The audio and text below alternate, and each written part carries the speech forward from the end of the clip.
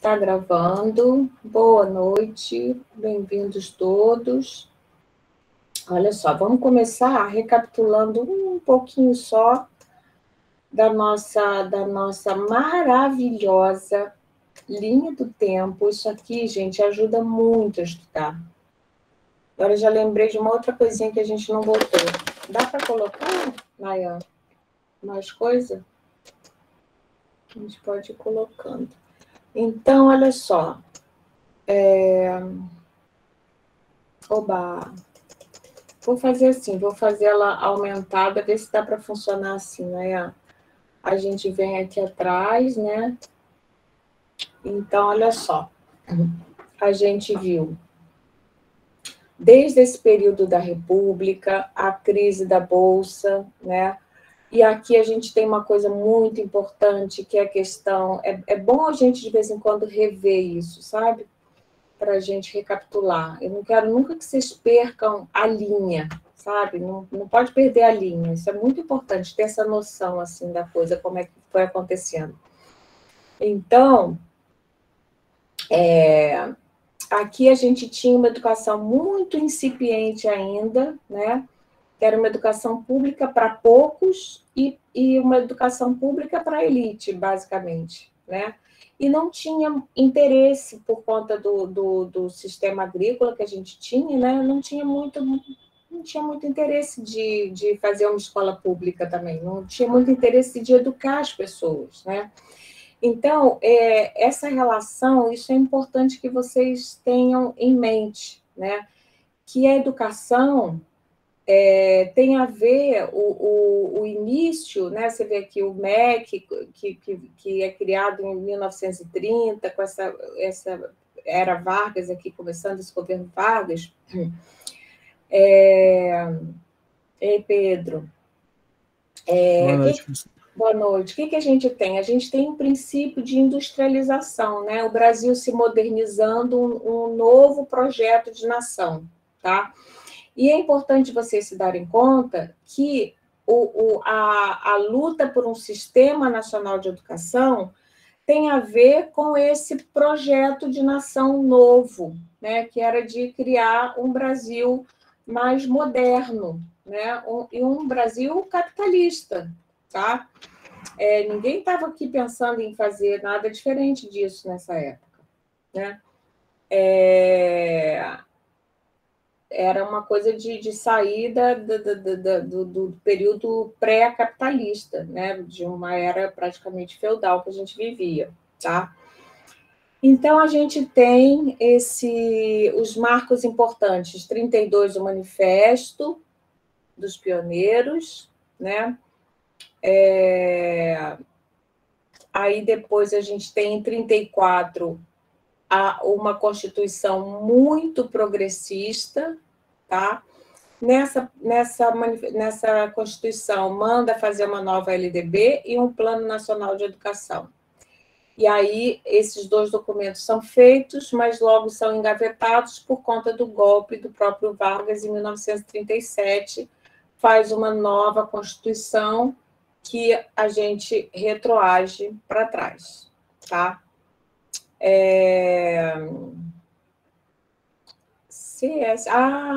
Siderúrgica Nacional, tá.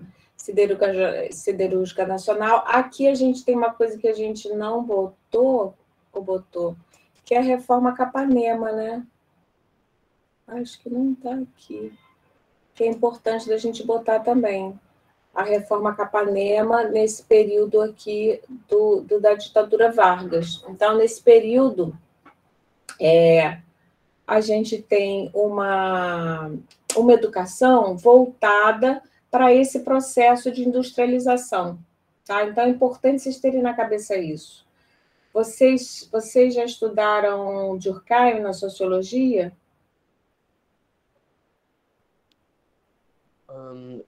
Tenho quase certeza que não. Não, Pelo né? menos eu não lembro. Porque é um autor importante, né, ou na sociologia, ou na filosofia, porque ele vai dizer isso, que a educação ela se presta, ela deve atender às demandas da sociedade, né? Então, se você tem uma sociedade de guerreiros, sei lá, né? De indígenas, guerreiros, a educação vai ser voltada para criar guerreiros. Isso faz todo sentido, né? Então, aqui, a gente precisava de mão de obra, precisava de... Quando a gente pensa em modernidade, tem que lembrar que acontece o quê? Não só... tem todos os cargos novos de serviços, entendeu? A vida urbana, ela muda, cria profissões novas, cria as profissões liberais também, né? Então, você tem que ter o bancário, você tem que ter o secretário, toda a administração pública, tá? Então, assim, só para você ter os cargos públicos da administração pública, essas pessoas têm que ter um mínimo de educação, né? Então, você vai começando a fazer isso. Aí, em 46, a gente tem o fim da ditadura Vargas, uma nova Constituição é feita, uma nova Constituição, de novo, retoma as coisas da Constituição de 34 e recomenda a elaboração de uma LDB, finalmente. Tá? E aí a gente vê, opa, aqui não, Nai. Esse debate da nova LDB acontece daqui de 46 para 61, tá? Isso é importante mudar aqui. Tá, Nai? Então, de 46 para 61, tem esse grande debate entre publicistas e privatistas. Isso aqui entra para cá, publicistas e privatistas. Tá, anota aí para colocar. Eu também não tinha visto, né? Aí a gente tem as eleições, Vargas se elege de novo, dessa vez de forma democrática, está indo tudo bem, né?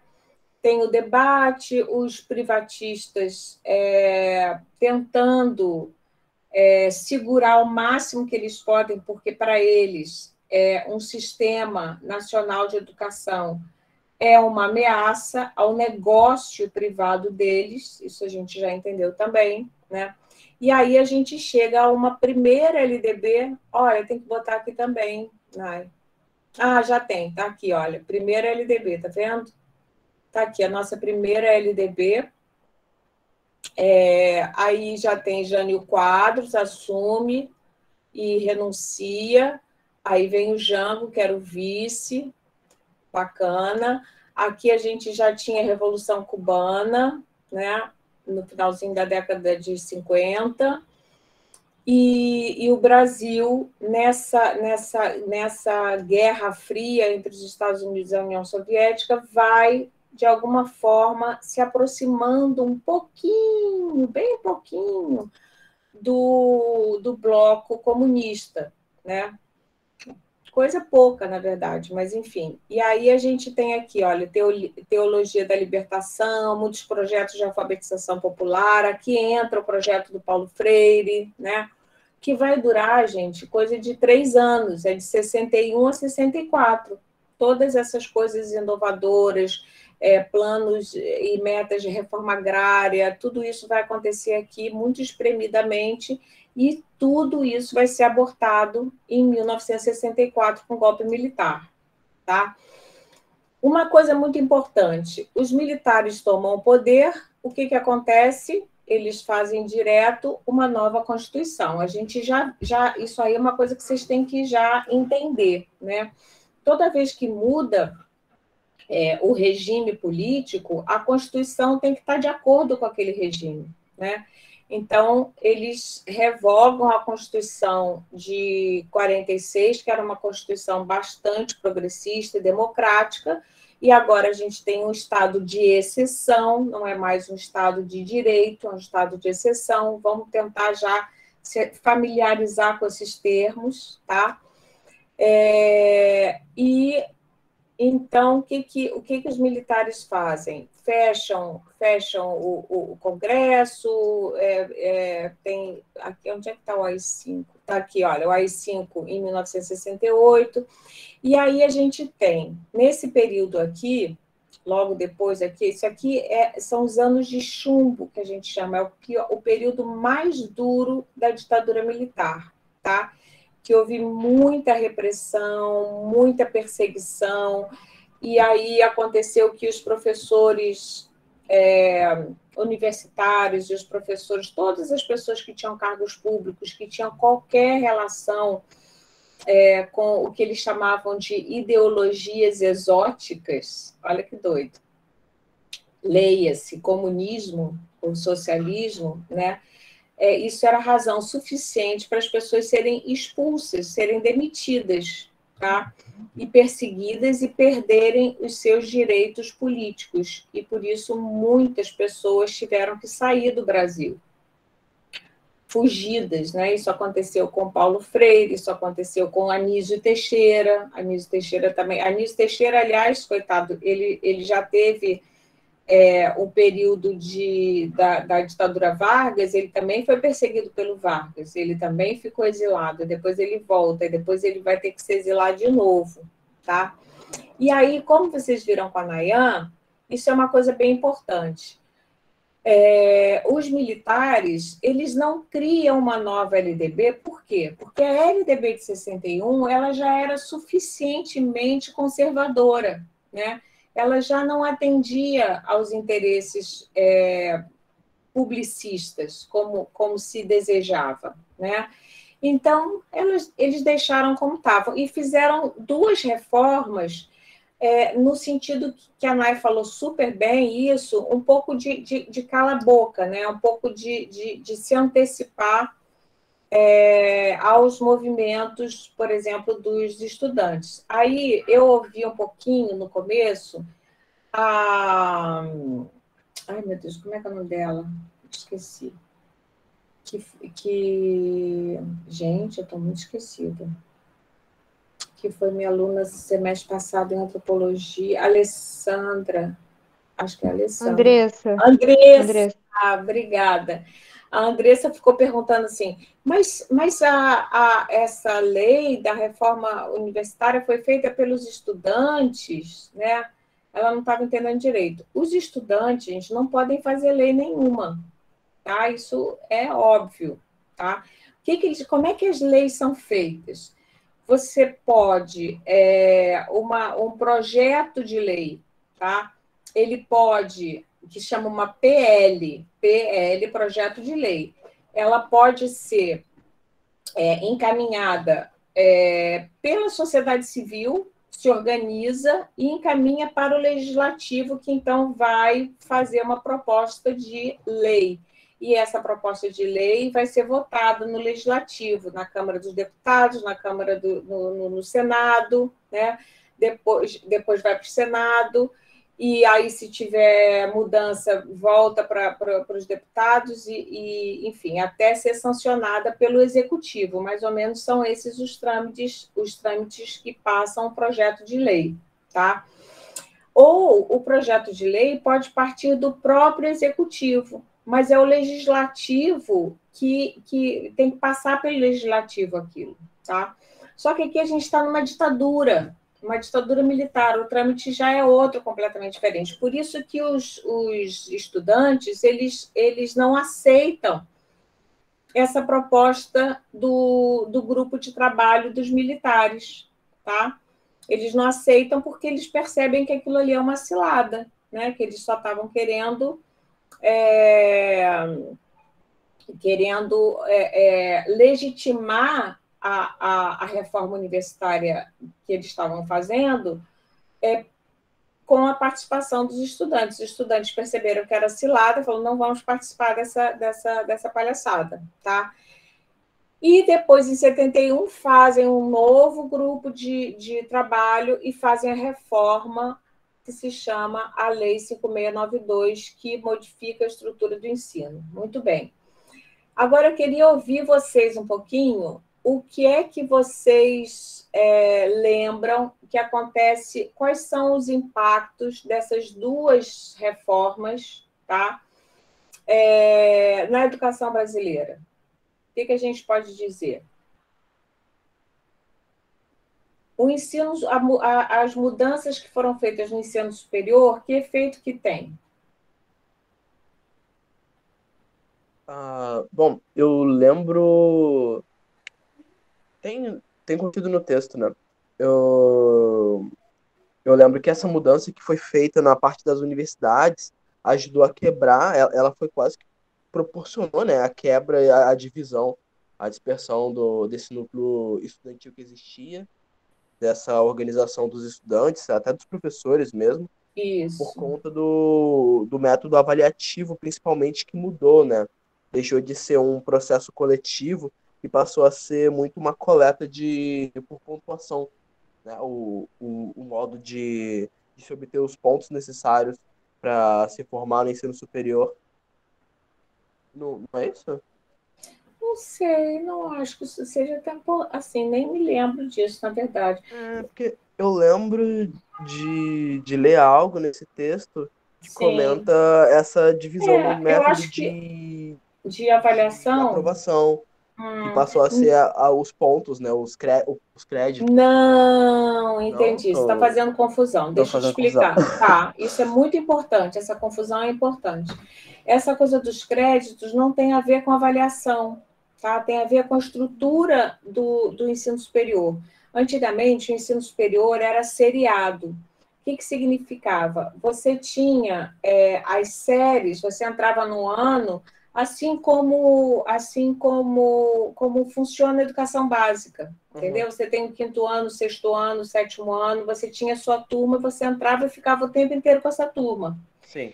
Hoje em dia, como é que é a universidade? Você tem a sua turma, mas você pode fazer escolhas, não pode? Se você quiser fazer só 3 matérias, você pode.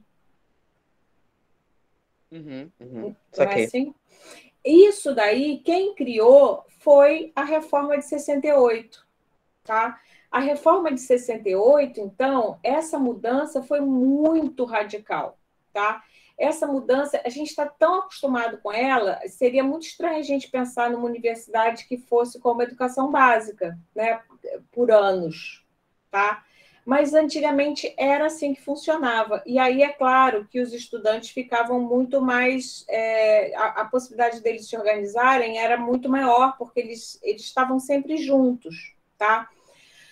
Agora, o mais importante é vocês entenderem o seguinte, que essa reforma, ela favorece o crescimento da iniciativa privada no ensino superior, tá? Porque uma das demandas importantes dos estudantes era que a universidade se expandisse, se democratizasse, tá? Porque a universidade ela era muito restrita, tinha poucas vagas, pouquíssimas vagas, só as elites conseguiam. Vocês lembram que na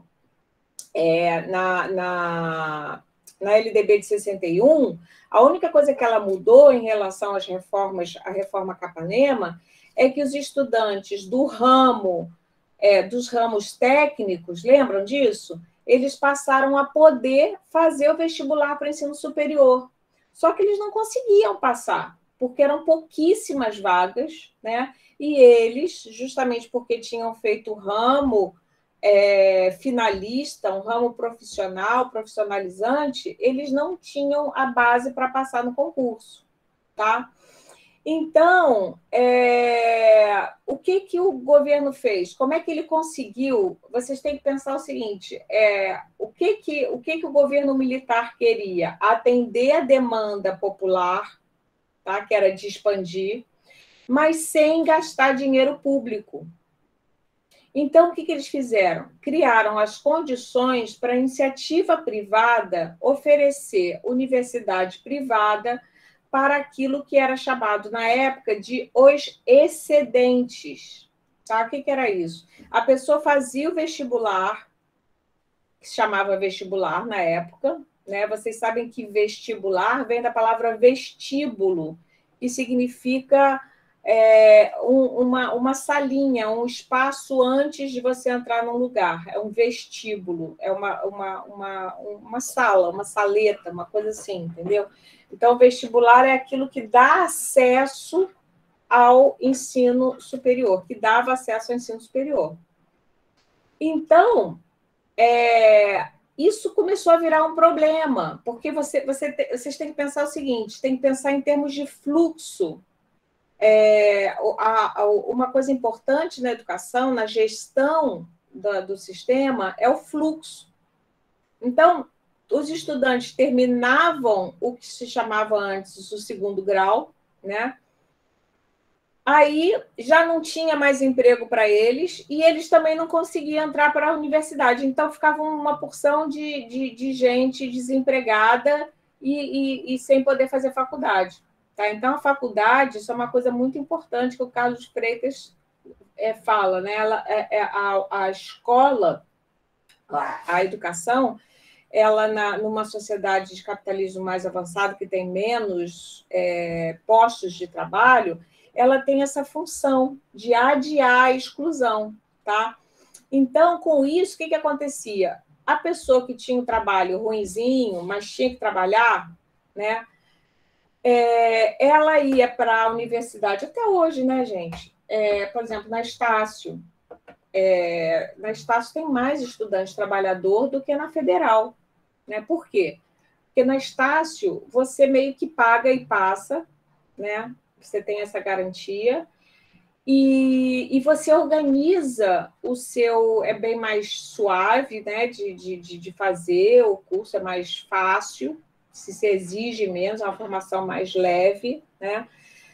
E você pode organizar, imagina, o trabalhador, ele pode fazer, não, esse semestre tá complicado, eu tenho que trabalhar muito, eu sou trabalhadora, eu sou mãe, sou trabalhadora, então, enquanto todo mundo faz 5 disciplinas, eu faço 3, eu vou fazendo de 3 em 3, eu vou demorar mais, eu vou fazendo de 3 em 3. Isso não era possível antes, sem o sistema de créditos, entendeu?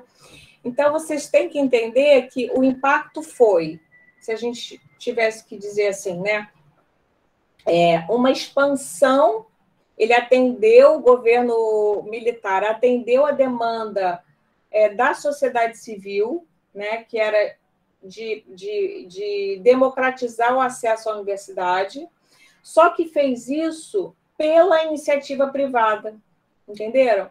E aí começaram aqueles cursinhos preparatórios que começaram a existir desde 61, quando os estudantes dos ramos finalistas passaram a poder fazer o vestibular, mas não tinham base, começaram a criar os cursinhos pré-vestibulares. Esses cursinhos, então, nesse período de 61 até 68, nesses 7 anos, eles tinham crescido enormemente, tá? E aí eles começaram a pressionar o governo para mudar a universidade, para ficar mais democrática também, porque eles queriam cobrar, entende? E aí esses próprios cursinhos viraram universidades particulares. A origem das principais universidades particulares, antes elas tinham sido cursinhos de pré-vestibular, tá? E aí todos esses excedentes, esses alunos que faziam vestibular e não tinha vaga para eles, se chamava excedente, né? Esses excedentes, então, foram para o ensino superior privado. E aí, o que a gente tem? A gente tem o dualismo, né? A gente não tem um sistema universitário de qualidade único para todos. A gente tem um sistema universitário de qualidade para as elites, que é, até hoje, né, gente, o ensino federal das universidades públicas e o ensino o sistema de ensino superior, que antes se chamava terceiro grau, né? Professora, só para fazer esse lembrete, eu morei em Itaperuna, que é no norte, aí lá tinha o ENF, até nos dias atuais é para elite. Eu era novo ainda, eu tinha 17 anos, né? Eu passava na frente de um lugar lá, só tinha carro assim, Porsche, só carro tipo importado. Lá era a Universidade Federal de Direito. Cara, não tinha um carro assim popular, tipo assim, um Honda Civic, não tinha. Cara, eu fiquei abismado. As pessoas que estudam aqui têm um poder aquisitivo muito grande para estar esse monte de carro aqui dessas marcas. Era só federal. É incrível isso, só nesse país aqui mesmo. Porque vocês veem, assim, na verdade, quando eu já mostrei esse gráfico para vocês, né? Vocês que entraram na federal, é claro que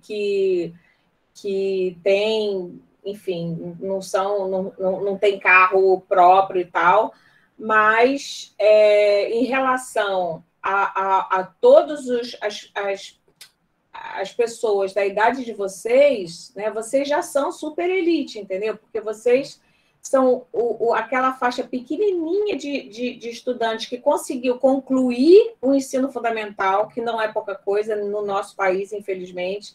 Depois vocês conseguiram concluir o ensino médio, depois vocês conseguiram ir para a universidade, e não só para a universidade, mas vocês pegaram só os 20 e pouco por cento de vagas do ensino público.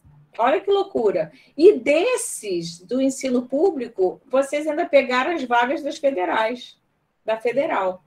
Então, assim, é muito difícil. Vocês sabem que é difícil, né? Vocês devem ter colegas e familiares que não conseguiram entrar para uma federal, né? Devem ter, né? Tentaram e não conseguiram. Não é para todo mundo, porque tem muita demanda e tem menos vaga, né? E aí, isso criou um impacto muito grande, que é o que a gente vive até hoje, né? A gente tem um ensino superior dualista. Vocês estão entendendo quando eu falo o que é dualista? É isso. É um ensino superior de qualidade e um ensino superior merda, entendeu? É assim que funciona, né? E aí, o cara que faz direito numa universidade particular ruim, porque também tem algumas que são boas, né? Ou melhores, enfim, não são todas, sei lá, uma PUC, por exemplo, é uma exceção, mas a maioria é bem ruim, né? Tem alguns cursos que são bons em algumas universidades privadas, mas tem algumas outras universidades que são horríveis, né? E aí a pessoa faz um esforço, faz o curso de direito, por exemplo, e aí o que acontece? Essa pessoa não consegue se colocar no mercado de trabalho, porque aquele diploma dela é podre, ele não vale nada, entendeu? É que nem um título podre no negócio, no mercado financeiro. Ele não tem valor, ele não se converte. Você vai trocar lá na boca do caixa e o cara diz: meu amigo, desculpa, mas não tem vaga para o senhor aqui.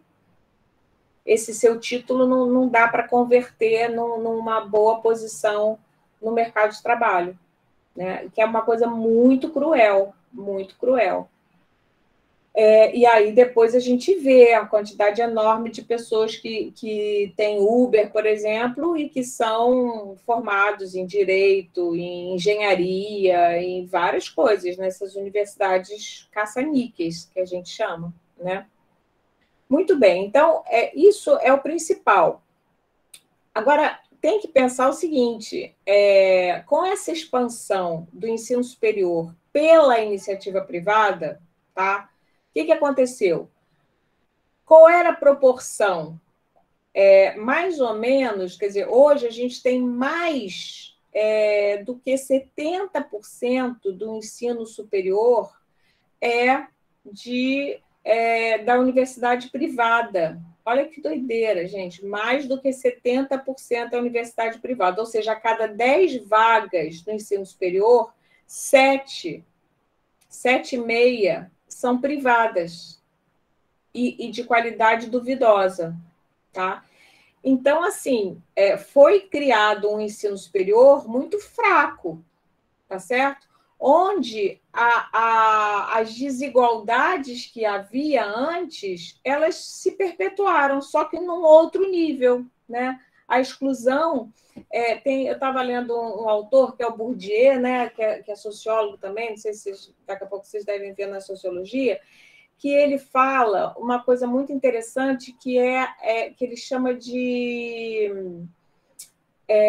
exclusão branda, né?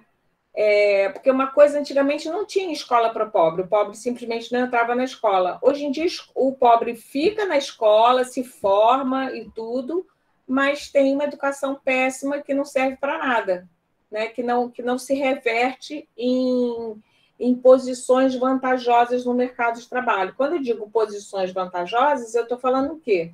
Estou falando em cargos, né, profissões que são bem remuneradas, né? E isso é que faz a desigualdade, né? E aí, por isso que eu estava falando do Durkheim, né? Porque Durkheim ele faz um livro que se chama A Divisão Social do Trabalho, Divisão do Trabalho Social, ele chama, né? E ele vai explicar isso, que na sociedade capitalista, para você produzir o lucro, você precisa ter essa diferença. Você precisa ter uns caras que têm mais poder e os outros que não, para você poder explorar.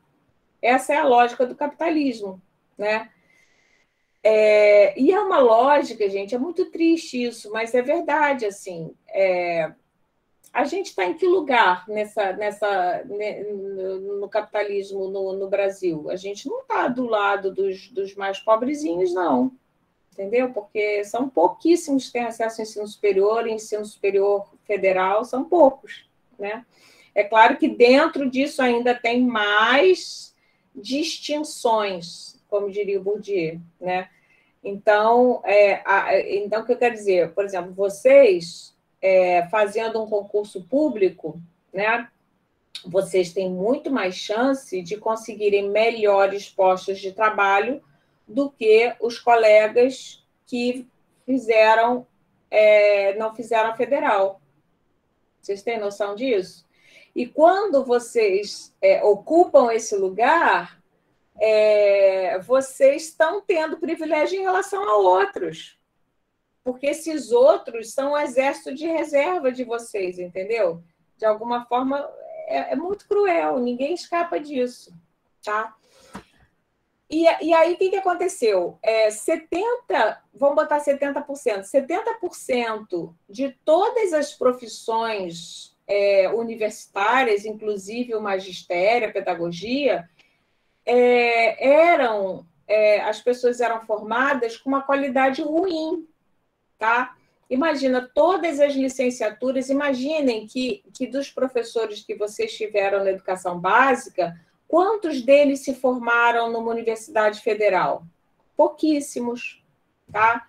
Então, isso explica porque a maioria deles não tinha uma formação boa.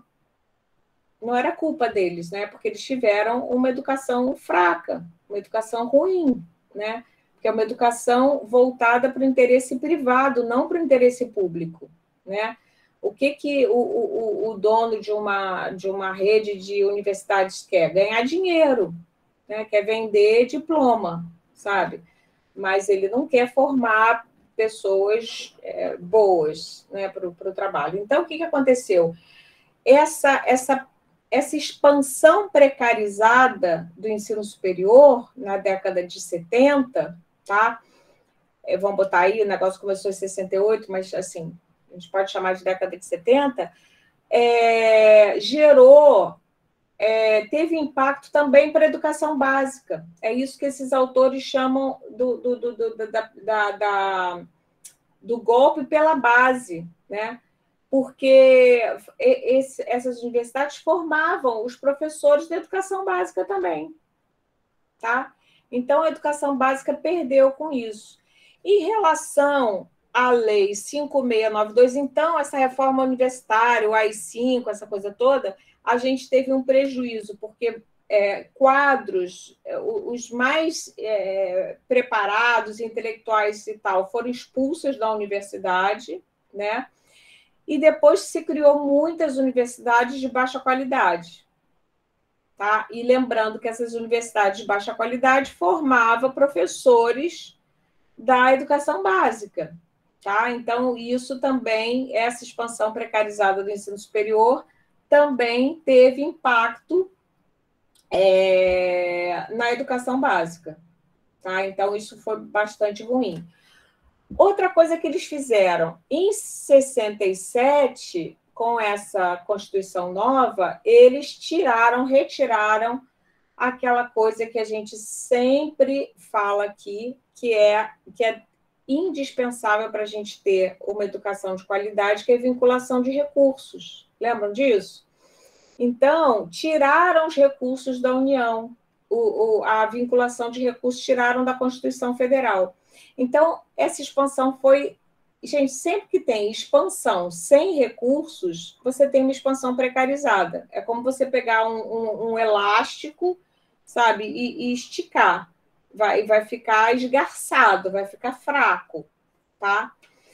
E a Lei 5692, quais foram os impactos? Por que a gente pode dizer que a Lei 5692 trouxe impactos negativos para a educação? Porque uma coisa positiva que ela fez foi aumentar a obrigatoriedade de 4 para 8 anos, não foi isso, gente? Sim. Sim, Isso não foi legal? foi bem, foi muito bom. Mas não foi. Eu não lembro se eu tô confundindo. A senhora tinha contado pra gente em aula passada que era necessário uma prova, não era?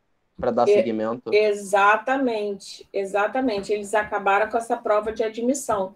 Você estudava 4 anos no primário e aí você tinha que fazer uma prova.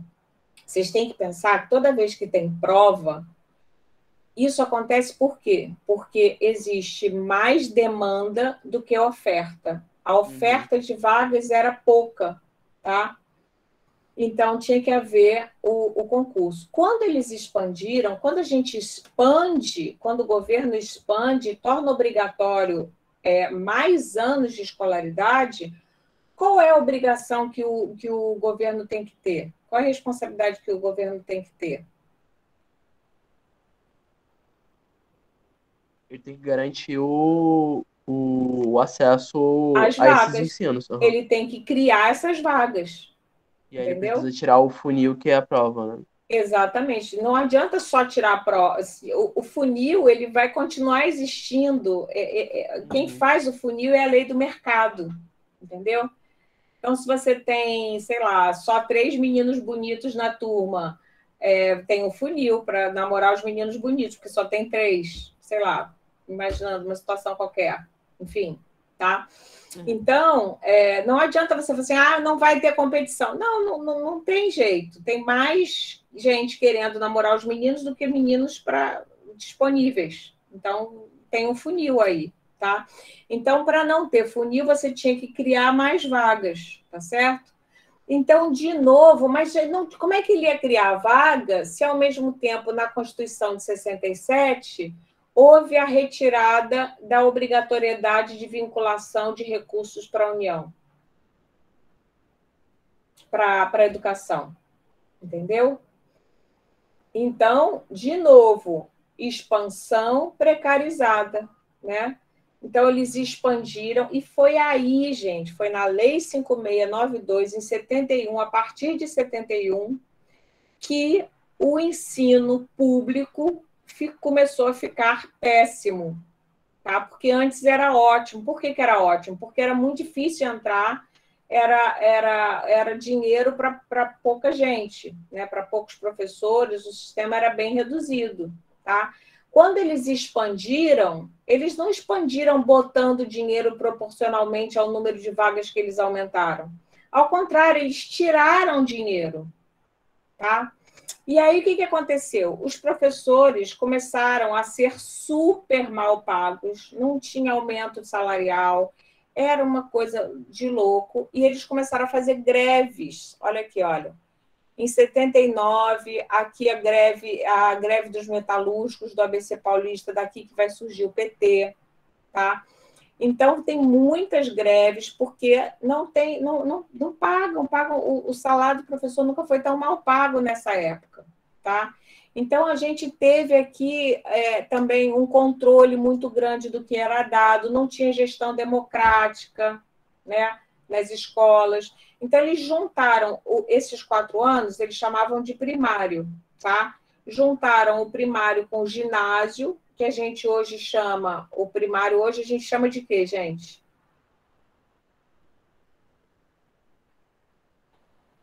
Fundamental?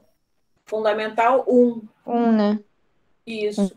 E o que era o ginásio, em 61, na LDB de 61, tá? É o que a gente chama hoje de Fundamental 2, tá certo? Os militares juntaram o Fundamental 1 com o Fundamental 2, que na época se chamava primário e ginásio, e criaram o ensino de primeiro grau, tá certo? E o que a gente chama de ensino médio hoje, e que antes se chamava de escola secundária, eles passaram a chamar de ensino de segundo grau, que é o que a gente chama de ensino médio hoje, tá? E houve uma reforma também nesse ensino médio. O que eles fizeram? Isso é super importante de vocês saberem, nessa Lei 5692. É ensino técnico, não é? Profissionalizante? É profissionalizante compulsório, obrigatório para todos. Então, para fingir que eles não estavam fazendo,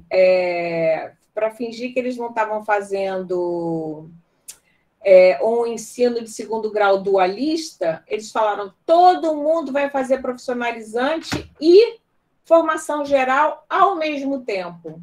É claro que não funcionava, entendeu? Por quê? Porque aí as escolas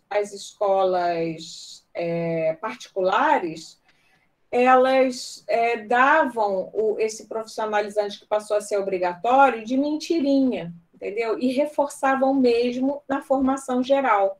E nas escolas públicas que tinham sido criadas sem recursos, com pouquíssimos recursos, que já nasceram miseráveis, né?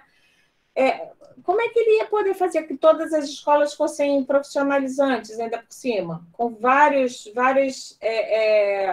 itinerários formativos, né? Nessa época também tinha... Professora, Fala. então no final das contas isso não deu certo, né? Não deu nada certo. Deu tão errado que os próprios militares, em 82, isso aqui também era legal de botar. Tá, Nay? Vamos ver se a gente guarda essas coisas depois para ajudar a Nay a botar. Em 82, os próprios militares cancelam essa obrigatoriedade do ensino de segundo grau profissionalizante, porque não deu certo. O que acontecia? Os estudantes pobres das escolas públicas que tinham sido expandidas sem recursos, ou seja, tinha havido também uma expansão precarizada, tá? Eles tinham uma formação no segundo grau, que é o que a gente chama de ensino médio hoje, que não era de qualidade, que não dava a eles condições nem para conseguir uma posição no mercado de trabalho, eles não eram bons técnicos, tá? E nem tinha formação geral suficiente que garantisse a eles disputar uma vaga no ensino superior, as poucas vagas boas do ensino superior. Estão entendendo o que aconteceu? Então, a gente tem expansão precarizada. Se eu fizesse a pergunta, por que a gente pode dizer que houve uma expansão precarizada durante a ditadura militar? Ora, porque eles tornaram a obrigatoriedade, passou de 4 para 8, duplicaram, né, a obrigatoriedade, só que fizeram isso e, ao mesmo tempo, já tinham retirado os recursos em 67. Qual é o resultado? Expansão precarizada. É como uma família que perde o emprego, né? E tem mais filho, entendeu? A qualidade da comida, de tudo, vai ficar muito pior, tá certo? E aí começam em 79, a partir de 79, a gente tem o último presidente militar, que é o João Figueiredo, que vai se encarregar, tá? Isso aí a gente já está na economia do Brasil, já está começando a dar água, porque a gente viveu, os militares viveram o milagre brasileiro aqui, tá? Que foi um período da expansão do petróleo e tal, se ganhou bastante dinheiro, então teve uma sensação de bem-estar no Brasil. E aqui o negócio começou a dar água, começou a crise, e os militares, então, resolveram tirar o corpo fora. E eles próprios fizeram a transição para a abertura, né? Quem fez a abertura não foi o fim da ditadura militar, não foi uma conquista da sociedade civil, nem da guerrilha, nem foi uma revolução, não foi nada disso, né? Foram os próprios militares que foram abrindo aos poucos. O que era abrindo aos poucos? Em 82, por exemplo, eles já fizeram eleições locais para os governos dos estados, tá? Aí venceu, por exemplo, o Brizola, no Rio de Janeiro, né? Erundina, em São Paulo, que teve como secretário de Educação o Paulo Freire, tá? Para vocês terem uma ideia do que estava acontecendo. E dentro dessa... Aí, assim, em 85, então, a gente tem primeiro presidente civil, depois da ditadura militar, mas que é eleito indiretamente. A gente ainda não votou para presidente aqui, tá?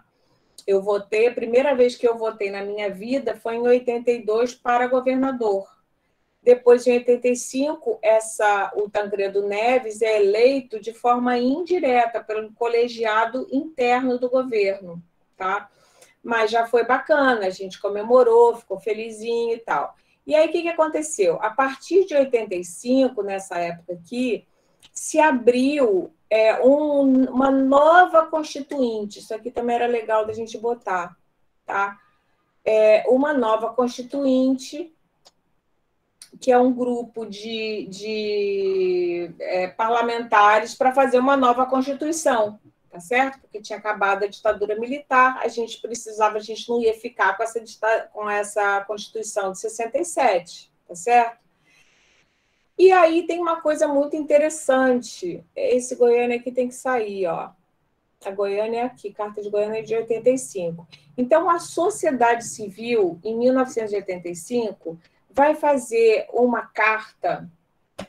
Peraí, Gustavo. Vai fazer uma carta parecida com o Manifesto dos Pioneiros, tá? Que é a Carta de Goiânia que a gente vai estudar hoje. A Carta de Goiânia, ela era direcionada para quê? Igualzinho, olha, gente, igualzinho nunca é, né? Que a história nunca se repete só como farsa. Já dizia o Marx. Mas olha aqui, olha. O Manifesto dos Pioneiros... Professor, essa linha do tempo está disponível para a gente no material? Tá, mandei para vocês. Foi a Nayan que fez para a gente. É muito legal de estudar. E aí, gente, é bom vocês pegarem essa linha, imprime a linha, sabe? Ou bota, e vai acrescentando coisas que vocês vão descobrindo em outras disciplinas, vai incrementando isso aí, bota dado da família, avô nasceu, veio imigrante, voltou para não sei o quê, eu nasci. É legal, sabe? A gente situar, entender a nossa história pessoal em relação à história do país e do mundo, né? Fazer como é que é? Mini etnografia dessa, colocar essa linha com a antropologia já ia valer aquele ponto, né, professora? Pode ser. É difícil, hein? Mas pode ser. Então, olha aqui, os pioneiros, eles fazem esse manifesto para influenciar a Constituição de 34 que estava sendo gerida, tá? Então, é uma carta que você faz para quem? Você faz para os parlamentares. Gente, muda isso aí na Constituição. Fala para fazer uma LDB, porque não é possível. Fala para botar um Plano Nacional de Educação, entenderam? Então, depois de todos esses estragos, esses efeitos maléficos, né, que a gente chama de golpe da educação, que é esse livrinho que eu dei para vocês lerem, tá? Que fica ao contrário, né? Fica ao contrário aí? Fica, né? Não. Ah, tá. Esse livrinho aqui, que é bem legal esse livro, né? Que conta essa historinha toda. Que eu passei para vocês umas páginas. Então, o grupo de... Lembrando que o Manifesto Pioneiros também é fruto de uma grande reunião de educadores a nível nacional. A Carta de Goiânia também é a mesma coisa. As pessoas se reúnem em Goiânia, fazem um congresso nacional de educação e escrevem um documento para influenciar a nova Constituição, que vai sair em 1988, que é a Constituição vigente até hoje, tá certo? Então, o que a gente vai estudar hoje? A gente vai estudar hoje o que essa carta propunha, tá? Para a Constituição de 88. Entenderam isso aqui, gente? Por quê? O negócio já estava dando crise, tá certo?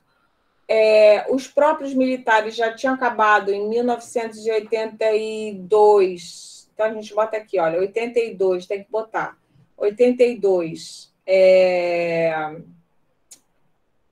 o fim da lei, de parte da Lei 5.692 em relação ao ensino profissionalizante compulsório, eles acabam com isso, tá? Em 1984, tem uma outra coisa muito importante também, que é a Lei Calmon, que eu também não botei aqui. É muita coisa, mas a gente vai fazendo junto, vai lembrando, vai vendo, vai melhorando, que é muito gostoso fazer isso também. Não tem graça eu dar um negócio pronto para vocês. É legal a gente ir fazendo. Já melhorou muito em relação à outra que eu tinha feito, não foi? Lembra daquela horrorosa que eu tinha feito toda rabiscada? Então, a gente vai melhorando. Quem tiver contribuição, vai dizendo para a gente ir botando as coisas, lembrando. Então, aqui em 84, o que a Lei Calmon faz? Escrevam aí no lugarzinho de vocês, no arquivo de vocês, sei lá. Vocês querem que eu mande isso agora para vocês? Vocês têm como baixar agora? Espera aí. Deixa eu ver aqui. Que é bacana, né? A gente Se pudesse assim. mandar pelo WhatsApp... Vou mandar agorinha. Ó, linha do tempo maravilhinda da Nai. Pronto. Tá? Então, a gente vai colocar mais duas datas aqui. Uma data aqui, 82, tá?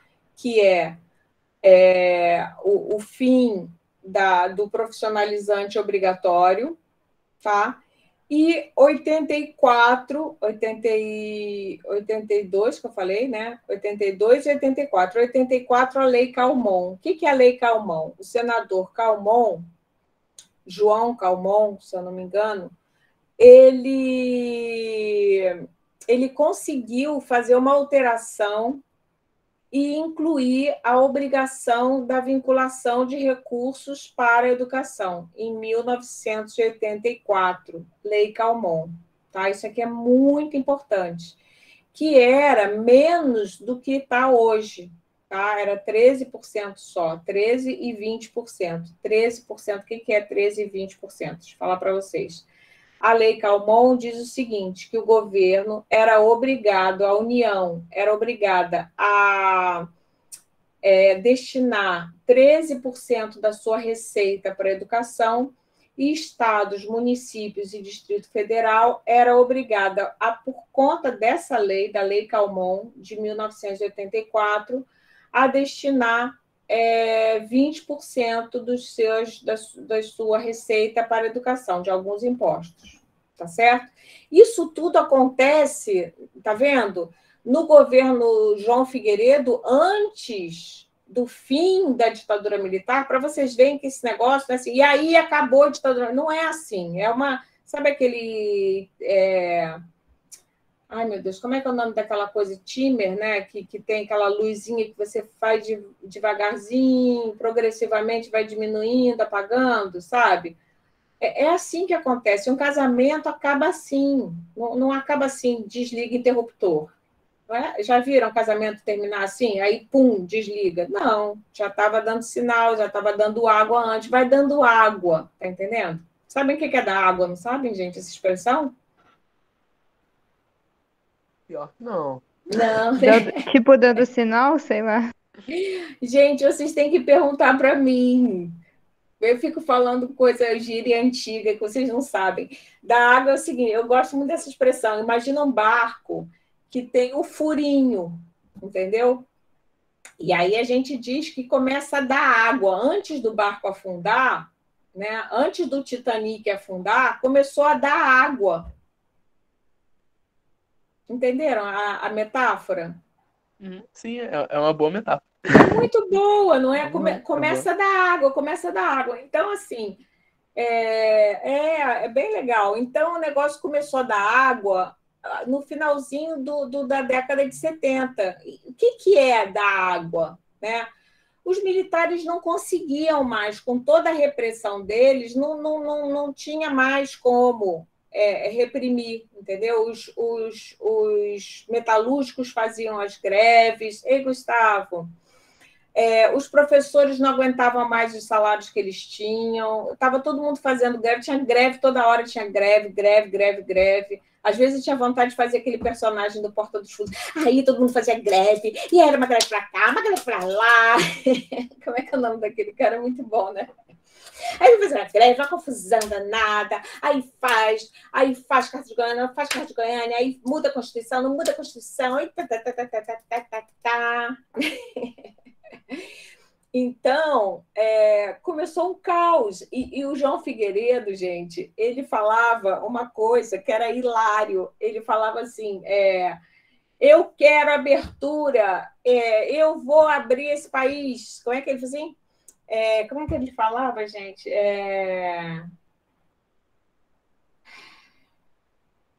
Abertura...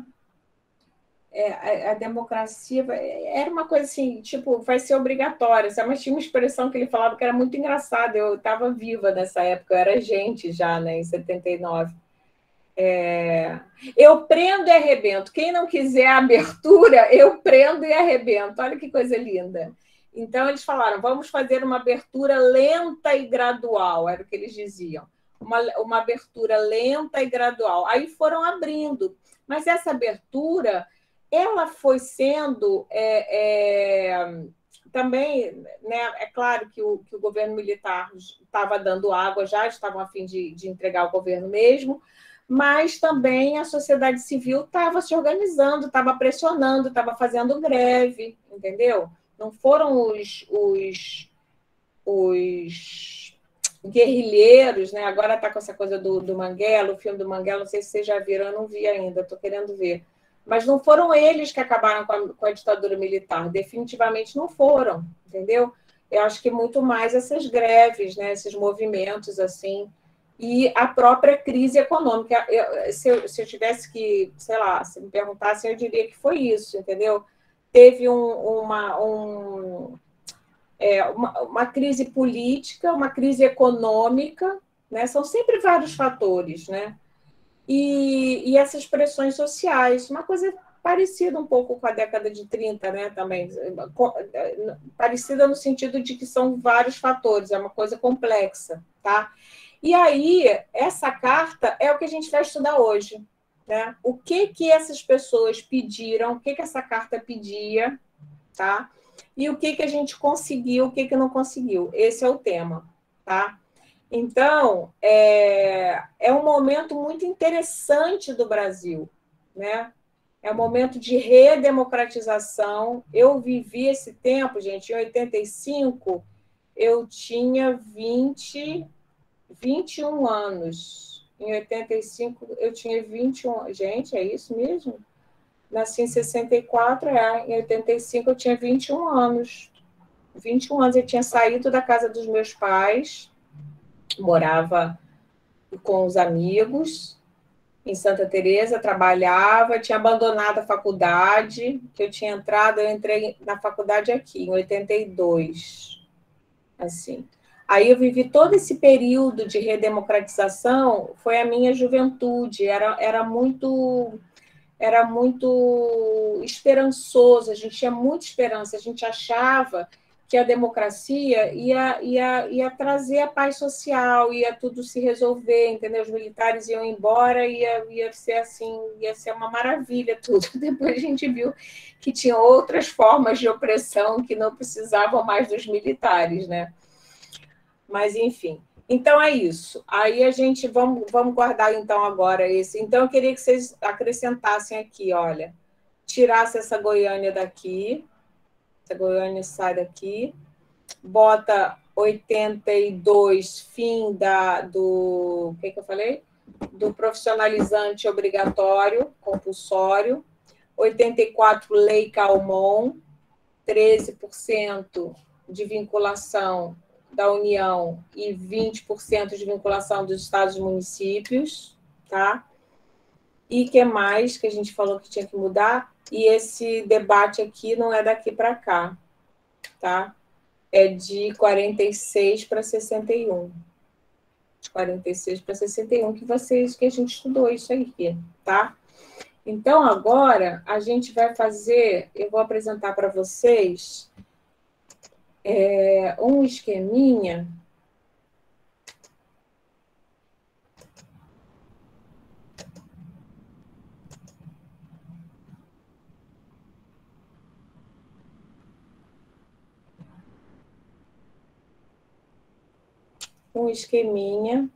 Deixa eu ver se eu aumento isso aqui. Ah, já sei, assim, né?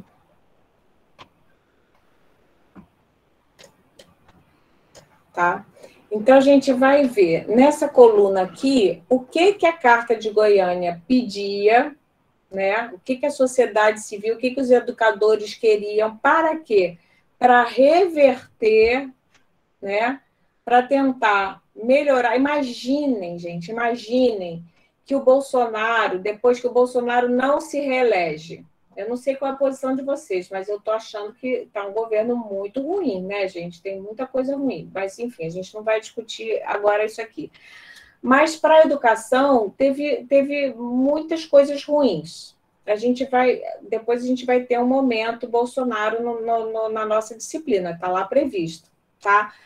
Aí, o que a gente vai ter que fazer? Eu acho que a gente já devia estar fazendo uma carta de Goiânia, né? A gente já devia pensar o que a gente vai ter que cobrar do próximo presidente, né? Para a gente recuperar as coisas que a gente perdeu com o governo Bolsonaro, tá? A gente perdeu verbas, a gente perdeu várias coisas, né? E agora vocês estão vendo, o Enem também ele quer se intrometer no Enem, mudar as questões do Enem, enfim, tirar a autonomia, ministros da educação que não são preparados para ser ministro da educação, que não sabem nada, enfim, várias coisas, tá? Então, é isso aí. A gente vai ver nessa primeira coluna aqui o que se demandava e aqui nessa segunda coluna o que foi conseguido. E em qual lei ou em qual mecanismo isso foi conseguido. Tá? Então, primeira coisa, a gratuidade do ensino público em todos os níveis é um objetivo fundamental a ser atingido. Olha só como a gente ainda estava nesse debate da gratuidade, que era uma bandeira do Manifesto de 1932, a gratuidade. Estamos agora em 1985 e o tema volta à pauta. Olha só que loucura. E se a gente fizer um outro manifesto agora, vai ter que ter esse ponto de novo. Por quê? Porque hoje mesmo eu estava escutando o Nicholas Davis falando, ele tem um estudo muito interessante que prova que na última década a gente está diminuindo muito o número de vagas na educação básica. Vocês sabiam disso? De matrículas no sistema público de ensino.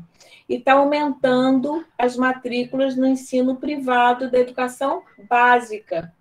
Tá? Isso é uma coisa muito grave, né? Então, a gente deveria lutar para que todo o ensino básico houvesse oferta, né? Para todas as pessoas que quisessem o ensino básico público e de qualidade, né? Então, a gratuidade do ensino público em todos os níveis é o objetivo fundamental a ser atingido, pois já existem escolas públicas de segundo grau. Quem é segundo grau hoje, gente? Segundo grau é o ensino médio? ensino médio, cobrando mensalidade dos seus alunos, escola pública cobrando mensalidade.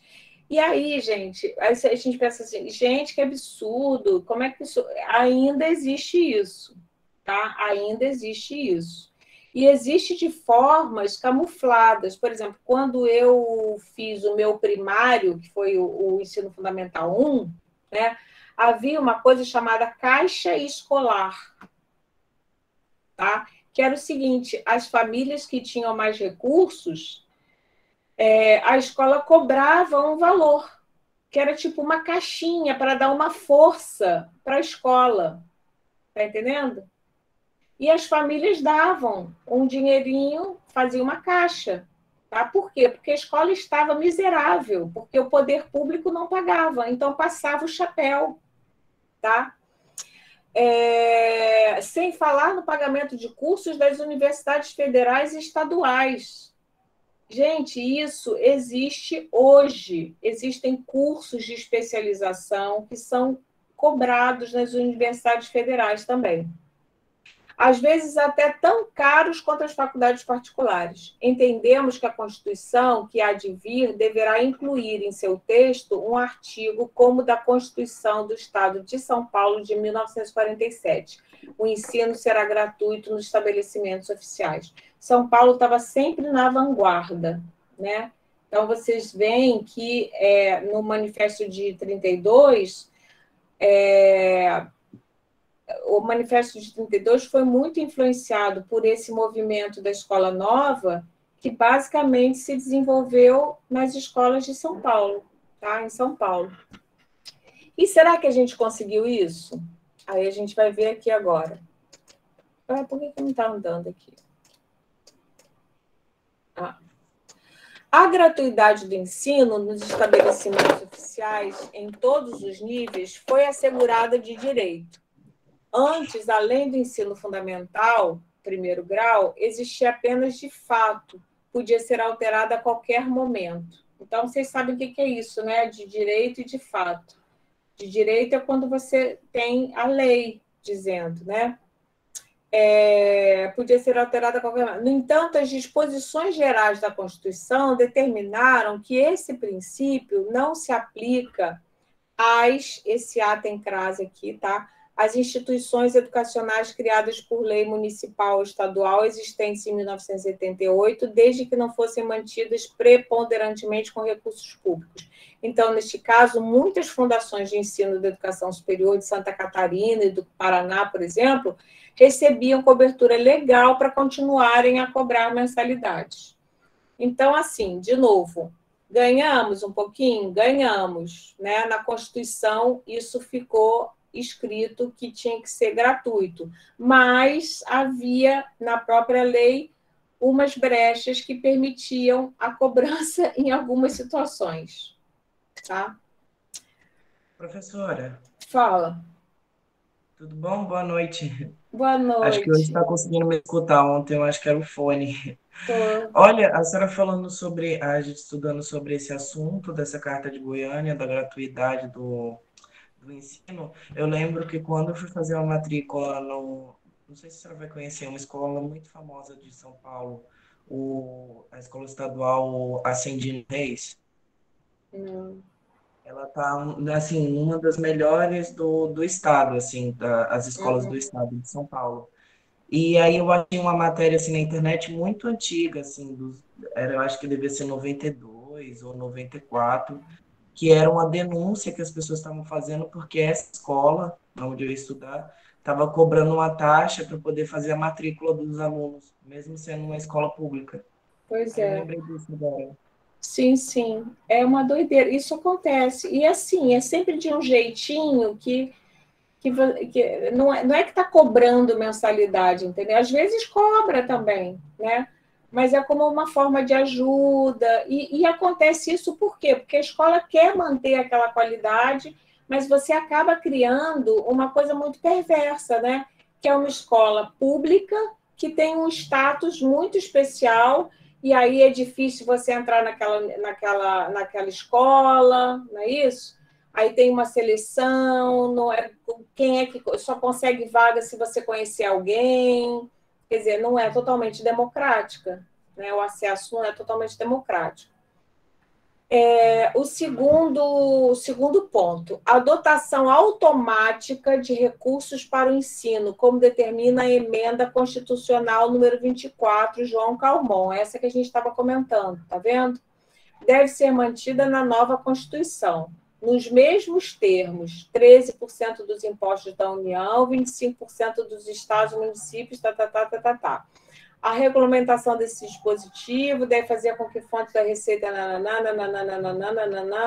A gente vai cortar um pouquinho, senão a gente não acaba hoje.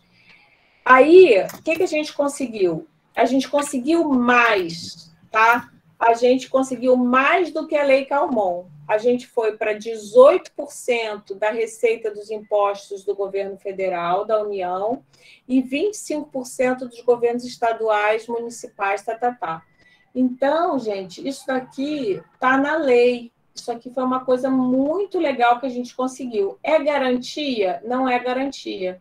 Infelizmente, não é garantia, tá? Porque tem desvio de recursos, não tem controle, é obrigado, mas não investe.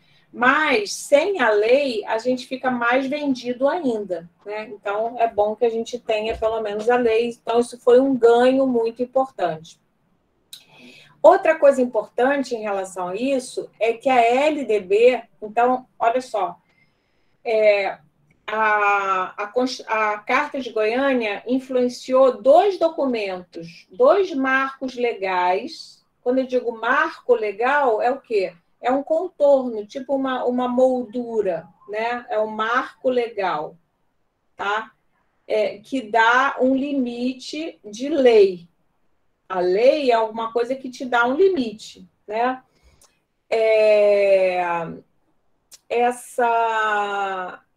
Então, quais são os 2 marcos legais importantes? A Constituição Federal de 88, a Constituição Cidadã, como é conhecida, né? Que é uma Constituição bastante progressista, que incorpora muitas dessas demandas, e outro marco legal é a LDB de 96, tá? Porque lembrando naquele gráfico que os militares, eles não criaram uma nova LDB, eles só reformaram a LDB de 61, que a gente já tinha perdido muito, os publicistas perderam muito na LDB de 61, apesar de toda a sua luta política, não foi isso? Então, era preciso fazer uma nova LDB, que acabasse com aquelas reformas que os militares tinham feito, tá certo? Então, foi feito em 96. Demorou tanto. Por que demorou tanto? Pelas mesmas razões pelas quais a LDB de 61 demorou tanto, porque tinham 2 grupos lutando, né? Tinha uma disputa de poder ali, tá? A LDB especificou, isso é muito importante, as despesas governamentais que podem ser classificadas como despesa de educação, tá? De modo a evitar desvios tão comuns. Ficou expressamente proibido usar essas parcelas da receita de impostos nas seguintes atividades: subvenções a instituições públicas ou privadas de caráter assistencial, de esporte ou cultural, porque as pessoas votavam, vamos fazer aqui um ginásio esportivo, aí pega o dinheiro da educação. Não, pega dinheiro de outro lugar, para a educação não, tá? Formação de quadros especiais para administração pública, militares ou civis, assistência médico-odontológica, nada disso. Aí a gente pensa assim, poxa, mas então era para quê? Né? Basicamente, para pagar bem aos professores. Isso é que faz a qualidade. Então, é importante vocês entenderem que essa vinculação de recursos, essas porcentagens, significa o mínimo, não o máximo, né? A gente precisa de mais dinheiro do que isso. E aí tem que buscar outras fontes para pagar o serviço odontológico, para pagar o assistente social, o psicólogo, o psicopedagogo, entendeu? Tem que ter outros recursos.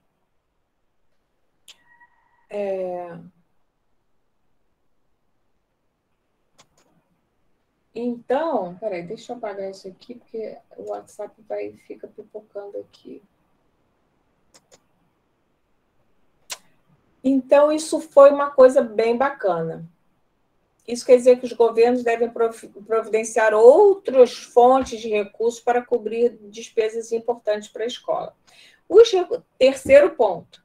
Os recursos públicos destinados ao ensino devem ser aplicados às escolas com crase e universidades públicas, não podendo concordar com o subsídio governamental às instituições particulares de ensino. Ou seja, aquele velho tema que a gente lutava, que a gente lutou na LDB de 61, né? Dinheiro público só para instituição pública, tá? Então, dizia aqui, a nova Constituição deverá... Por que diz aqui a nova Constituição? Porque esse documento aqui que a gente está lendo é um documento de 1985 e a Constituição só vai ser lançada em 1988. Esse documento está tentando influenciar a Constituição. A nova Constituição deverá conter dispositivo reservado ao ensino público, os recursos públicos, respondendo às aspirações do que há tanto tempo lutam pela democratização da educação em nosso país. Tá? Aí, como é que ficou? Recursos públicos foram destinados às escolas públicas por determinação constitucional. Mas, olha aí um porém, as escolas comunitárias, confessionais e filantrópicas, aqui foi um golpe muito grande, sem fins lucrativos, podem receber recursos públicos. E aí, gente, por exemplo, a PUC do Rio de Janeiro, que é uma universidade privada, mega elitista, ela recebe recursos públicos, recebe imposto nosso. Cada vez que a gente toma uma Coca-Cola, toma um chopp, compra um caderno, compra um negócio qualquer, a gente ajuda um pouquinho a PUC. Vocês sabiam disso? Não é impressionante? Pois é, por quê? Porque ela é filantrópica e, ainda por cima, ela é confessional. Então, vamos tentar entender aí. As escolas comunitárias, escolas confessionais são escolas religiosas, instituições religiosas ou filantrópicas, que não têm fins lucrativos, tá? Podem recebê-lo desde que atenda algumas condições. Quando houver vagas na região A LDB definiu por exclusão um tipo de instituição privada particular que deixou de ser sinônimo de privada. Enfim, o que acontece aqui?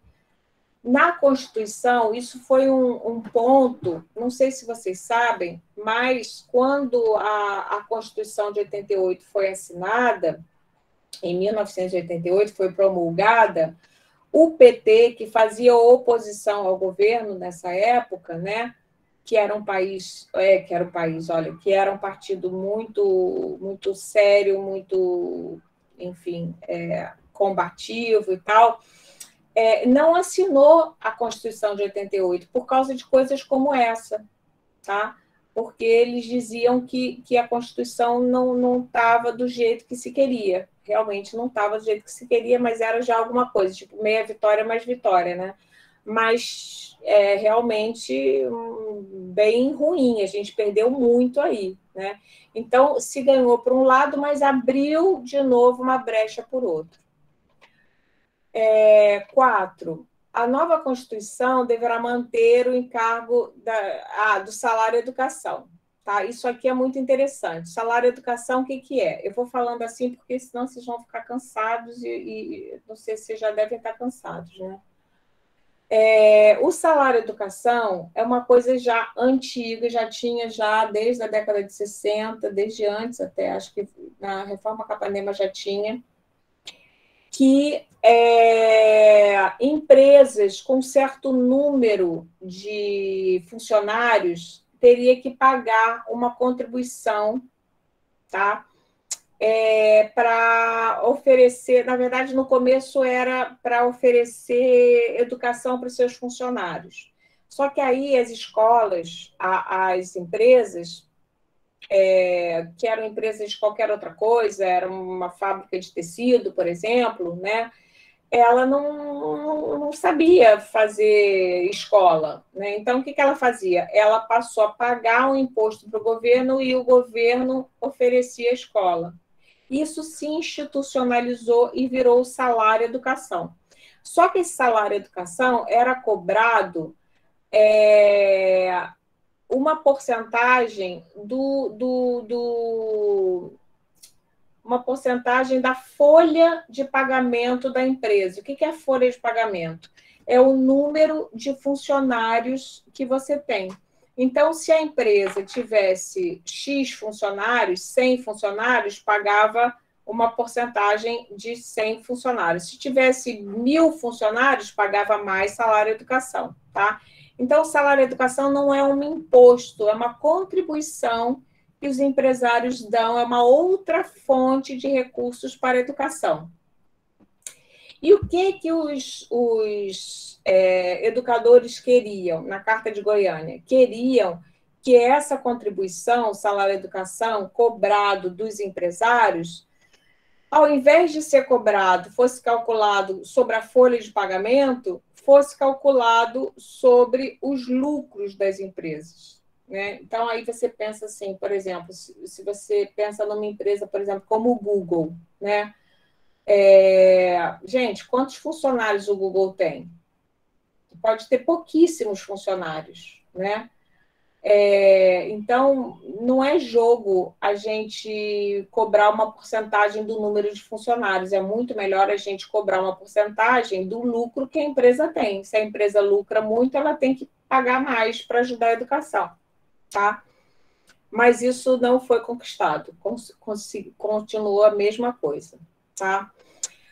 A nova Constituição deverá prever, como a de 1934 e a de 46, que o Congresso Nacional aprove uma LDB, tá? Nova, porque a LDB de 61 tinha sido remexida, tinha sido toda destruída e não estava legal. E aí, realmente, a Constituição de 88 disse que tinha que fazer uma nova LDB. Ok, conseguimos isso. A nova LDB deverá rever as atribuições da composição do Conselho Federal e dos Conselhos Estaduais de Educação. Isso aí, gente, é um ponto muito importante, tá? Que os conselhos, a gente já conversou isso lá na primeira aula, os conselhos, eles são órgãos não governamentais que têm um certo poder moderador de controle do próprio governo, né? Só que o que acontece? Se o conselho é todo ocupado por pessoas indicadas pelo governo, não é? Então, por exemplo, agora na situação que a gente está, o governo, o Bolsonaro acabou de dizer essa semana que ele quer intervir na prova do Enem, não é isso? Vocês chegaram a ouvir isso? Essa notícia? Viram? Não? Não. Viram. E aí, na discussão sobre isso nos jornais, legal. E aí, o que está se falando? Assim, se espera que o Conselho Nacional de Educação, tá, não deixe isso acontecer. Né? Preserve, por quê? Porque a gente já conversou sobre isso também, a diferença que tem entre governo e Estado. Né? Então, não pode cada governo ficar mudando as coisas da cabeça dele. Então, os conselhos eles têm esse papel moderador, regulador da sociedade civil contra abusos de governos. Tá? Então, por exemplo, em Angra dos Reis, o Conselho Estadual de Angra dos Reis é muito importante, porque entra um governo, entra outro, mas o Conselho fica controlando a Secretaria de Educação de Angra dos Reis. Tá? Então, a gente tem os conselhos em todos os níveis da federação. Tem Conselho Municipal, Conselho Estadual e Conselho Nacional. Tá? Então, eles previam que essa composição fosse feita por pessoas efetivamente comprometidas com o ensino público, né? representantes de entidades do magistério, né, de estudantes universitários. Como é que ficou?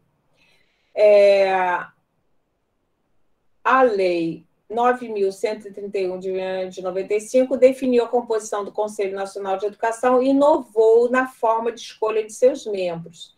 Dezenas de entidades são chamadas pelo ministro da Educação a propor nomes para o Conselho, inclusive entidades sindicais, empresariais, trabalhistas, associações de docentes e de estudantes, entidades culturais e científicas. Ai, que legal, né? Só que não também.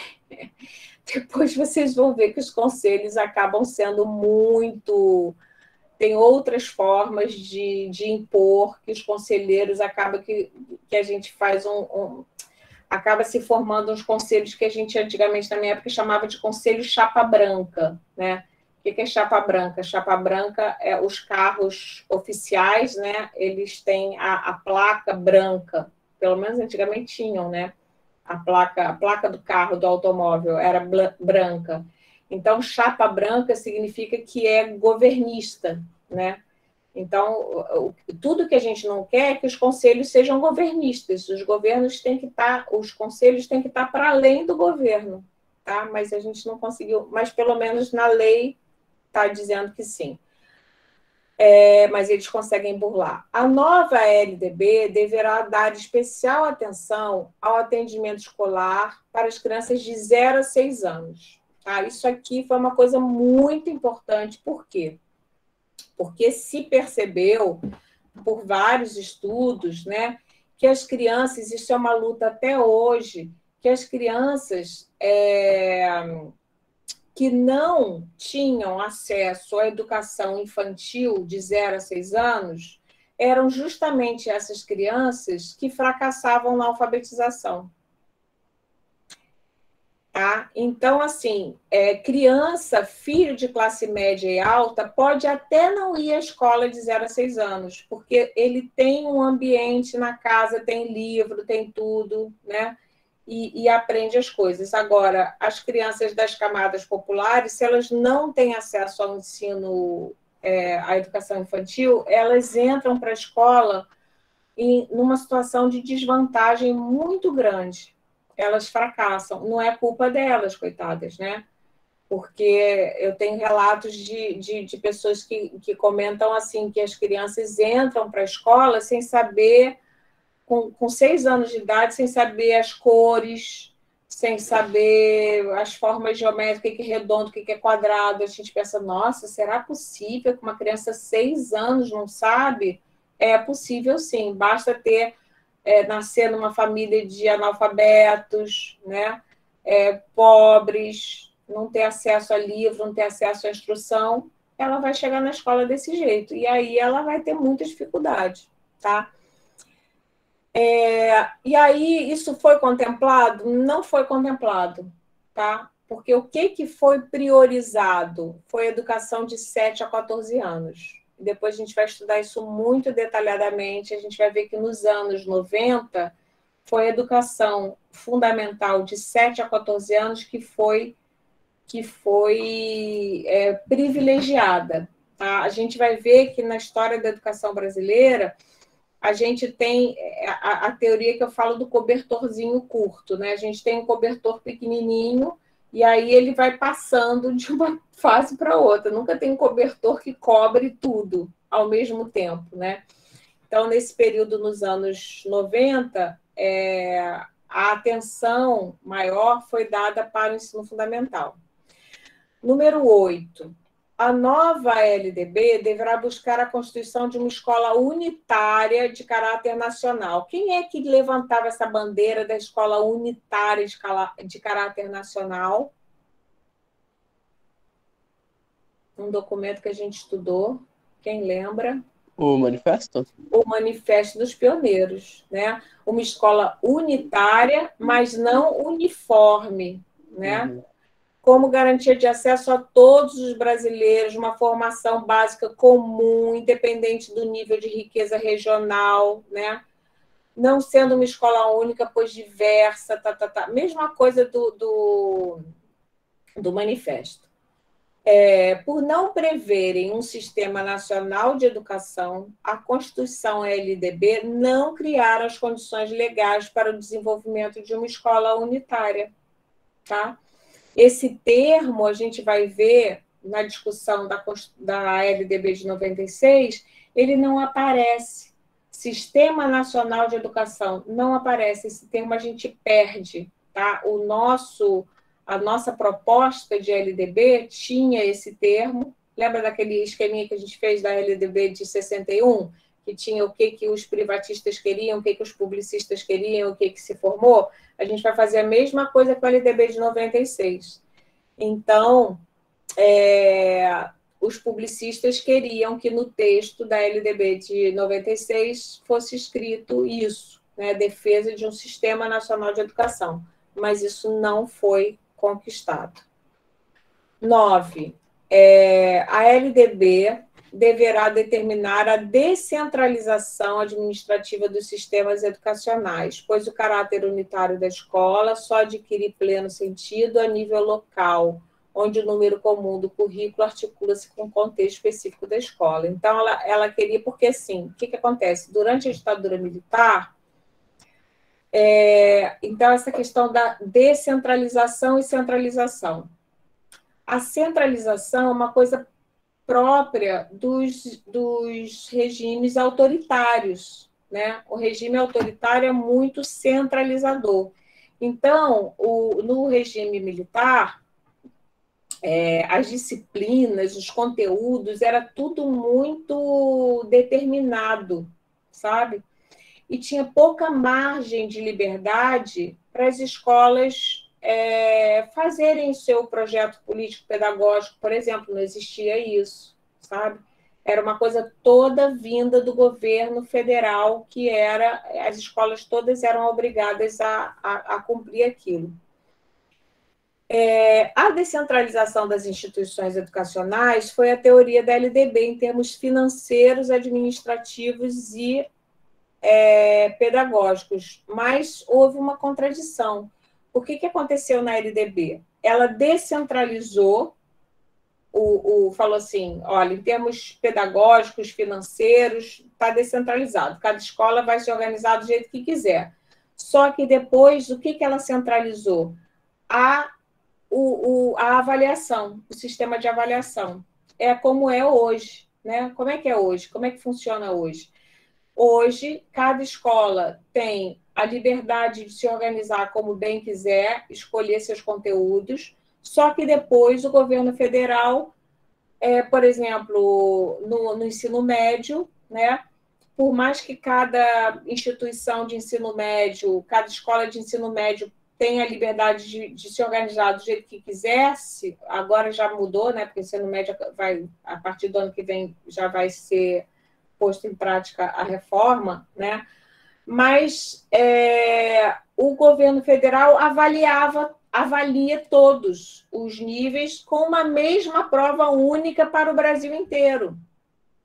Então, acaba que essa prova única para o Brasil inteiro, que não é só no Enem, mas é no Provinha Brasil, na alfabetização, no Prova Brasil, né, no SAEB, em todos os níveis a gente tem avaliação. E agora a mudança mais recente do Ministério da Educação é que eles querem fazer essa avaliação da educação básica em todos os anos. Antigamente era só nos finais final de cada ciclo, né? Final do Fundamental 1, final do Fundamental 2, final do Enem. Agora eles querem fazer, quer dizer, um controle incrível, tá? Isso aí é o que a gente chama de accountability, né? Então, que já é a cara do governo neoliberal, né? O Estado neoliberal. O que ele faz? Ele não dá os recursos, mas cobra os resultados. Tá? Deixa eu ver se tem muito mais coisa aqui. São 12. A gente está no 10. Tá bem. Acho que a gente consegue, né? A descentralização administrativa e a plena construção de uma escola unitária dependerá da reforma tributária. Então, gente, esse tema aqui da reforma tributária já está há muito tempo e ninguém encara essa reforma tributária. Isso aí é um problema que a gente tem. Tá? Por que apareceu essa janelinha aqui? Peraí. Porque o que acontece? Vocês lembram que na primeira aula a gente falou das desigualdades regionais do Brasil em relação à educação? Isso acontece por quê? Isso acontece porque a gente tem uma desigualdade muito grande tributária, financeira, né? Tem municípios que conseguem arrecadar muito mais dinheiro do que outros. Então, imagina, se a lei exige que 20% dos recursos arrecadados são para a educação, a gente pensa que legal, que bacana, né? Mas se você mora em São Paulo, que é o município, o estado que mais arrecada no Brasil inteiro, né? Ele é muito rico. Então, 20% dos recursos de São Paulo é muita grana. E 20% dos recursos de, sei lá, de Alagoas é muito pouco. Então, o que vai acontecer? A educação em São Paulo vai ser muito de maior qualidade do que a de Alagoas, por exemplo. Né? Os professores vão ganhar muito melhor. Então, tem que ter algum sistema aí para resolver isso, para criar uma equidade. Tá? E como é que isso foi resolvido? Foi resolvido de um jeito feio. Tá? De um jeito que não é muito legal, que a gente vai discutir isso depois em financiamento, mas que é essa política de fundos. Tá? Então, se criou o fundo, Fundef, primeiro, em 1996, que vai entrar, que passou a vigorar a partir de 1998, né? Que tenta resolver esse problema das desigualdades tributárias, mas, como a gente vai ver depois detalhadamente, não vai resolver. Número 11, a nova LDB deverá estabelecer caminhos para a democratização da gestão do ensino público. Então, eles defendiam a gestão pública, né? A gestão democrática. O que é isso? Eles, defendiam que os diretores de escola fossem eleitos pela comunidade escolar. Olha que coisa simples e lógica, né? E não pelos grupos políticos partidários, tá?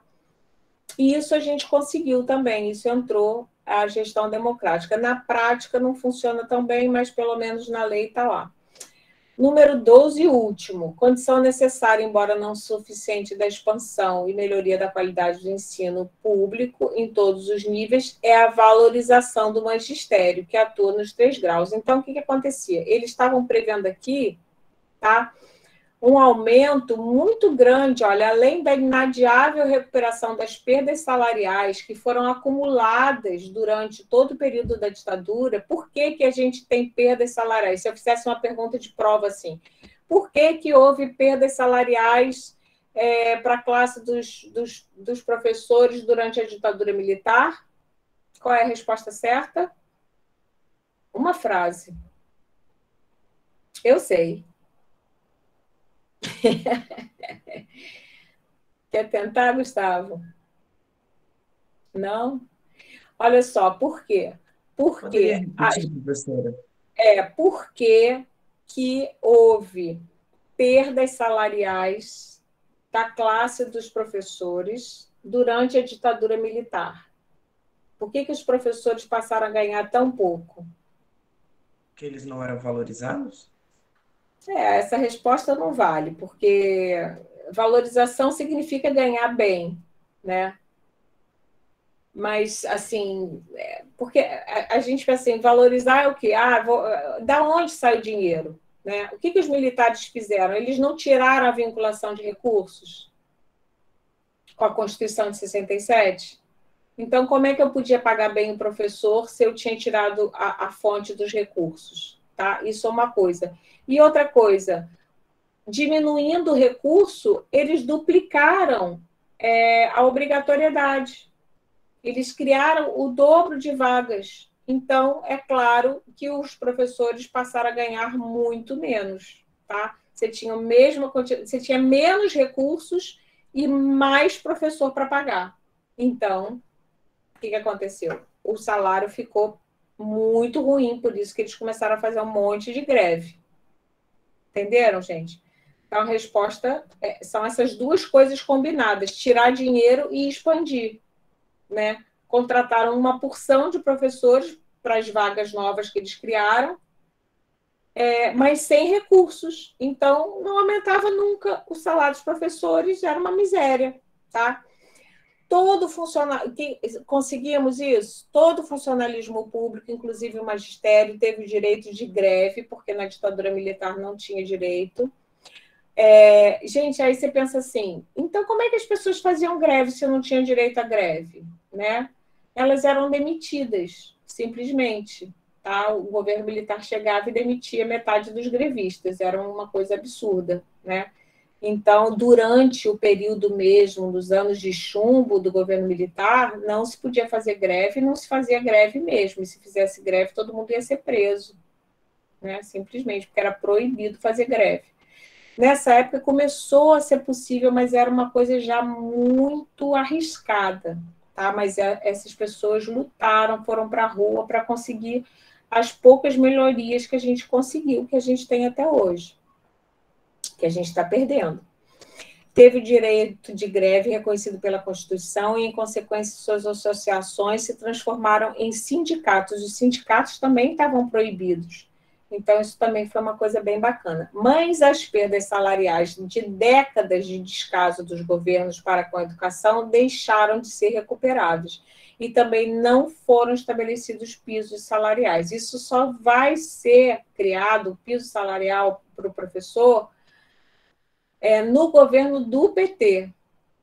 Tá? Eu acho, se não me engano, não sei se foi do Lula ou da Dilma, tá? Que a gente consegue, foi do Lula, tá?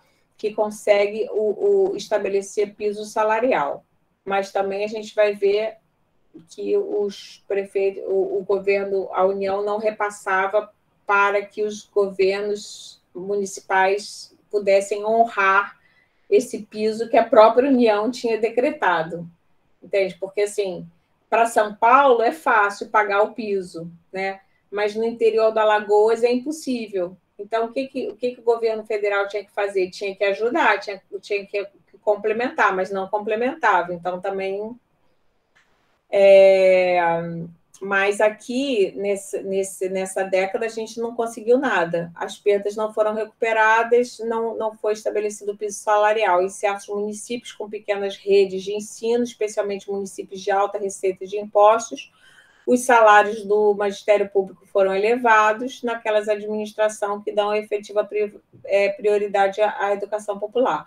De um modo geral, apenas nos municípios mais pobres do Nordeste, os professores tiveram ganhos salariais expressivos em decorrência da redistribuição de recursos do Fundef.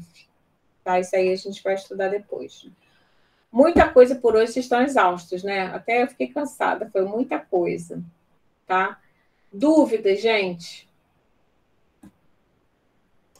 Aí vocês leiam com calma isso aqui depois. Isso aqui é um esqueminha, tá? Mas é um resumão do texto. Aí vocês podem ler o texto com calma. Fala, Gustavo. Fala. Peraí, quando lá no tópico 12, o que ganhou em relação à Carta de Goiânia. Então, no caso do tópico 12, foi redistribuído? Eu não entendi, porque... Eu vou te explicar. Olha só, a gente não ganhou. O que foi feito foi um arranjo, que foi através desse Fundef, tá? Que é o mesmo mecanismo que salvou aqui esse outro ponto, olha.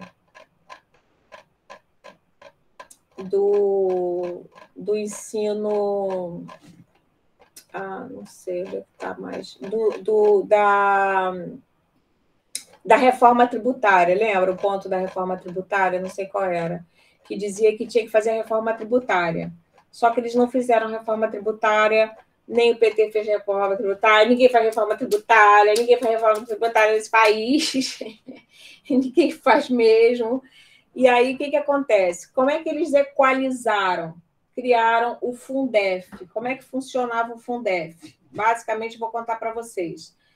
Esses 25%, o que acontece? A LDB de 96, ela também estipulou, ela dividiu as responsabilidades com a educação, de tal forma que o ensino fundamental passou a ser prioridade dos municípios. Como vocês observam, que a maior parte das escolas de ensino fundamental são municipais. Não é obrigatório, mas a maioria delas é. O ensino médio passou a ser atribuição prioritária dos estados, tá? E a União passou a ter 3 funções, que são avaliativa, tá? Ela tem, pela Constituição e pela LDB, ela tem a função de avaliar, então ela não dá as condições, mas ela avalia os resultados, para ver quem conseguiu, com a força de vontade, conseguir atingir esses resultados.